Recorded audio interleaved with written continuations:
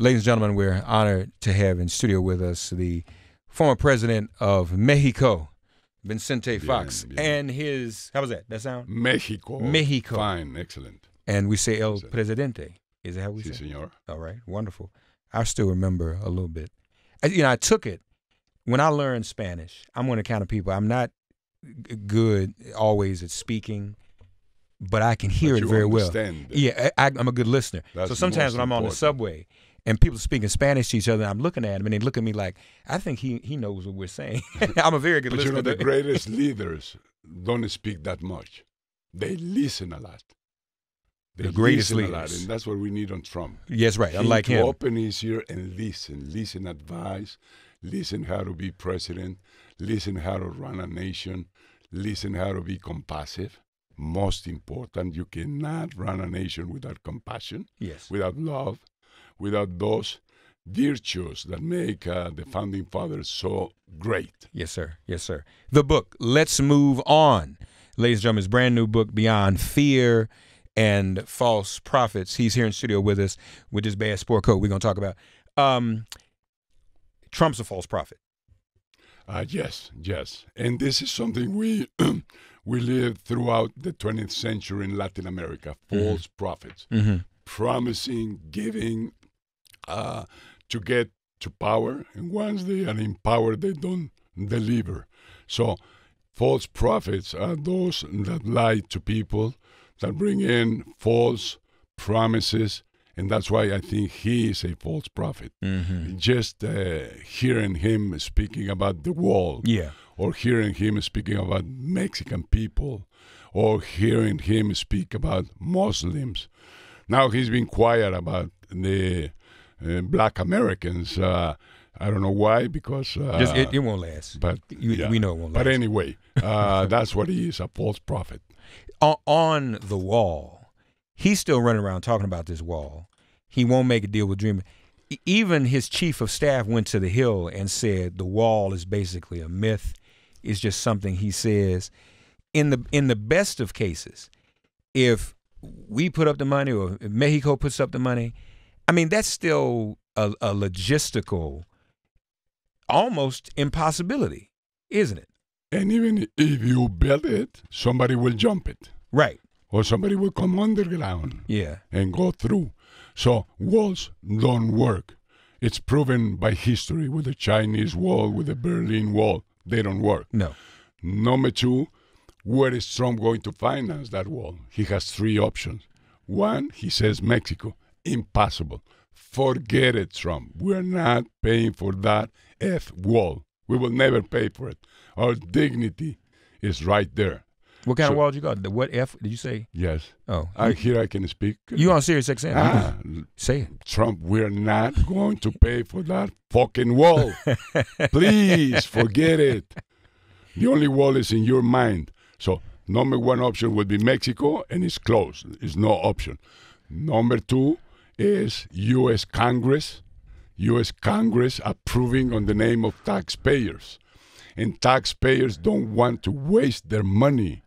They don't want to pay for that wall when they can invest that money in universities, in teachers, in technology, in hospitals, in healthcare services, and else. I mean, throwing out $30 billion to the waste basket is not going to happen either. So if he convinces Congress will be in problems with people. Because those congressmen certainly are not going to be reelected because people don't want to waste money. No, you're right. In terms of the Dreamers, how do you feel about them and his reaction? And we keep having this argument. These particularly, and frankly, I mean, honestly, I'm for across the board amnesty. That's not on the table right now. But at least in terms of the Dreamers, they've done nothing wrong. They're here. They know of no other country. Why shouldn't they just stay? You said it, and let me add something here. Those Dreamers have a high value. I mean, this nation has invested in them so much that the best business proposal would be keep them here. But if you're not going to keep them here, we wish we could have them in Mexico. So dreamers, please, if they don't want you here, come to Mexico and you will be producing a Mexico very successful. But the case is, if Trump says he's a businessman, he should understand that he cannot kick the ass of these kids and send them back home when so much money has been invested in them. So keep him here, make him happy, make him do and work for this nation. That's what they love. They want to stay here, and I respect that. They don't even know Mexico. They have not been in Mexico. They were kids when they came here. So I think it's a big mistake if you lose those kids out of this great society and this great nation. For those who are from Mexico, though, again, Mexico, there's also this very, very negative perception of Mexico. He lumps, I'm sure, Mexico in with the other shithole countries, as he says, which is offensive. But talk to our listeners and even these dreamers about the real Mexico. You said if they come to Mexico, they can be productive and they can lead meaningful lives. Look, crime rate in Mexico right now is high. It's 16.5 people died out of each 100,000 inhabitants. That's the way you measure crime rate. And it's a standard way of measuring throughout the world. United States is at 6.5 crimes per each 100,000 inhabitants. But 20 cities in this nation are way above Mexico's 16.5 average. There are some cities here that are 40, 50 crimes for each 100 inhabitants. And Mexico is not the worst place in the world by far. Our crime rate is among the very first 75 nations. The other 125 nations have higher crime rates. So the risk of being involved in a shooting in Mexico is no more than having an accident in Highway 101. So please don't go by this idea that Mexico is gone crazy, that in Mexico we are violent and drinking too much tequila. You can walk on the streets of Mexico. I do it every day. You can be there. I invite you to come to Guanajuato, to San Cristobal, to our place. So your chances of having a problem in Mexico are 1 in a million. So it's not. The problem here has been Trump.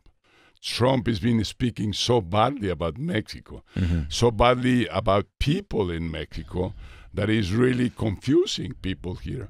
Everybody that is here, I want you to read a little bit about Mexico. Read in this book what Mexico is all about, and you will find out that we're a solid neighbor of United States, that we're a solid partner, that together, Canada, United States, and Mexico, this North America region, we're building the leadership that will conduct the world in this 21st century. It's North America, not only the largest market, not only the most competitive market, it's the guidance, it's the light at the end of the tunnel.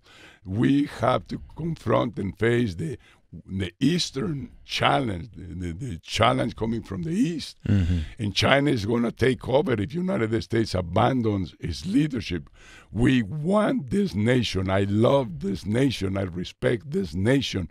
I want this nation to be great and to be greater in the future. That's what I want, and that's why I'm participating in trying to open up the eyes of those who follow Trump and open up the mind of Trump if possible. I don't think that's possible, but I'm going to try and keep trying. Open up his mind to hear and listen to what others are saying, to hear his cabinet, to hear his White House team, to hear people, to hear Congress. And so not only himself, a good leader is a leader that listens, that watch out what's going on, and then tries to intervene to improve. Yeah. But honestly, though, how much, we know many people leave in Mexico also because of economic problems. Honestly, how much of the economic problems in Mexico are because of the U.S. policy? Don't we bear some responsibility for that, too? Mexico didn't get there by itself. In the case of drug and violence, certainly you have a lot to do with it because the big market is here. But in economy, we're working together to create jobs, to build opportunities, and NAFTA has been very successful. Let me give you one figure here. When NAFTA started, on the U.S. side, a worker would make, I'm used the equivalent, $10 a day, let's say, per se. When in Mexico, you will be doing $1 a day. So if you learn how to swim and cross the Bravo River, or if you learn to jump walls, you move your income from $1 to $10. Mm-hmm. Who would not go for that incentive? Every human being takes advantage of that. If you can make 10, why to keep making 1? Okay. Now, from there on, in 25 years of NAFTA, now we're 5-1. So the incentive has decreased considerably. This is why Mexicans are not coming anymore in such amount as it was in the past. Now it's reduced. The trend is reversed because now is you make $1 in Mexico, and if you cross the border, you will make 5. The incentive has reduced considerably. I am absolutely convinced that in this next generation, if we keep NAFTA, the ratio will be 1-to-1. The gap will disappear like it is in Canada. In Canada and United States, you make $1 on the Canadian side, you make $1 on the U.S. side. Nobody wants to move back and forth. The case of Mexico will come to be like the case of Canada. That's the justification. That's why NAFTA was developed. That's why NAFTA exists. That was the purpose of NAFTA.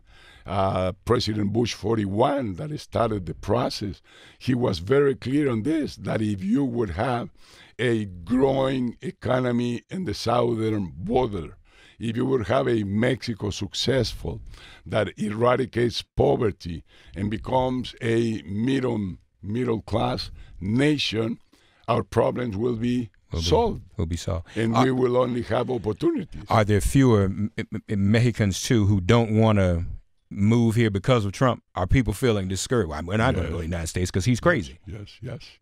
That's what migrants are all about. But my family came from Ireland originally. When there was war, pest, disease in Ireland, they moved to Strasbourg in the border of France and Germany.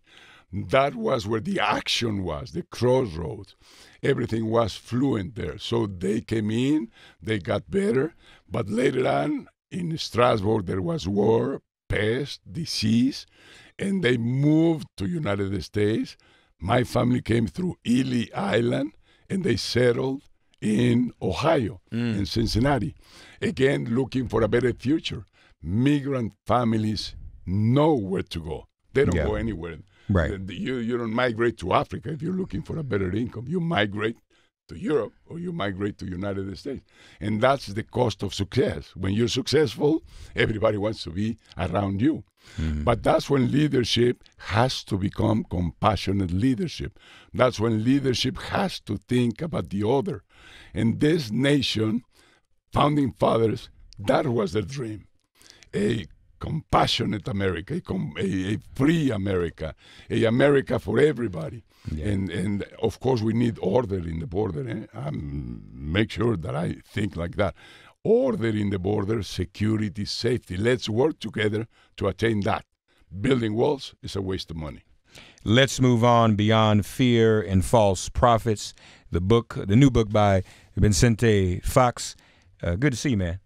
You look great. Like that jacket. We're gonna give me one of those jackets. Muchas gracias. I'll bring you one because I'm flying Singapore and then Europe. Okay, well, we'll get one. Thank you, man. Gracias, all right. Muchas gracias. Your size? 46 long. 46 regular. 40. 46 regular. Thank you.